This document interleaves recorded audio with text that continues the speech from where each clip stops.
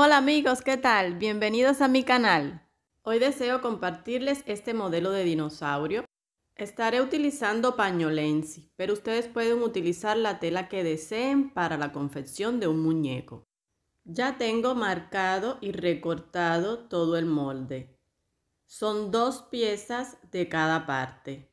Este muñeco está constituido por una cara, la parte de atrás de la cara, la parte de atrás de la cabeza, el cuerpo, 2 brazos y una cola. Si eres nuevo por aquí, suscríbete a mi canal y dale a la campanita de notificaciones para que te avise cada vez que suba un nuevo video. Empezaré cosiendo los brazos, el cuerpo y la cola, dejando un espacio para poder rellenar. Utilicen hilo del mismo color. Ahora sin más, les dejo disfrutar del video.